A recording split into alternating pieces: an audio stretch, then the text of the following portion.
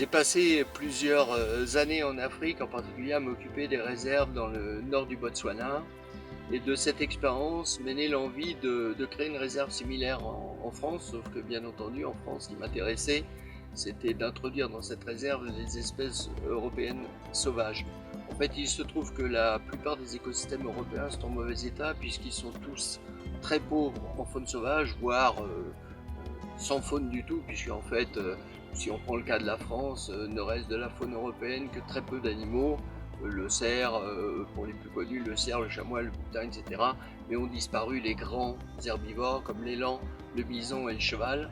Et à mon avis, c'est une grave erreur, puisqu'il n'y a aucun écosystème qui peut fonctionner sans la présence de ces grands herbivores, c'est-à-dire de l'élan, du bison et du cheval.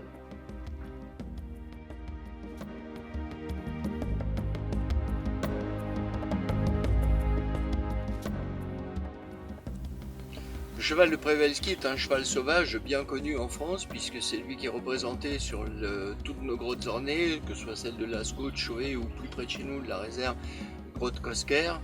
C'est un animal qui est de taille moyenne et qui est important pour nous puisqu'il vient compléter l'action du bison sur nos milieux naturels.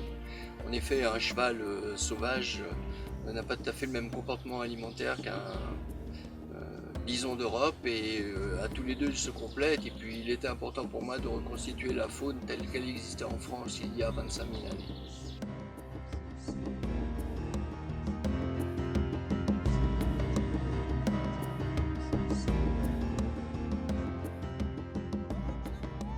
Le bison d'Europe est le plus grand mammifère d'Europe. C'est un animal qui vit soi-disant dans les forêts, mais qui est en fait, comme tous les grands animaux européens, un animal qui est au départ un animal de clairière.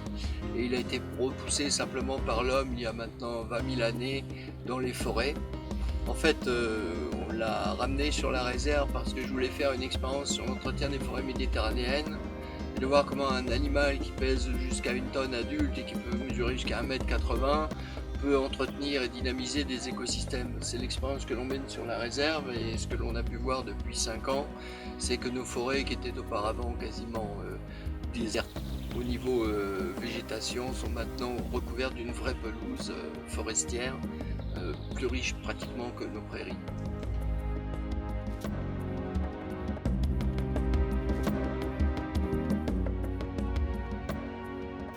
Nous proposons à nos visiteurs des safaris guidés, à pied ou en calèche l'été, en traîneau ou en raquette l'hiver. Nous offrons également la possibilité de dormir sur place ou dans nos écologes qui sont un camp de brousse établi au milieu des animaux dans la forêt, ou bien dans notre villa bioclimatique pour un excellent confort naturel.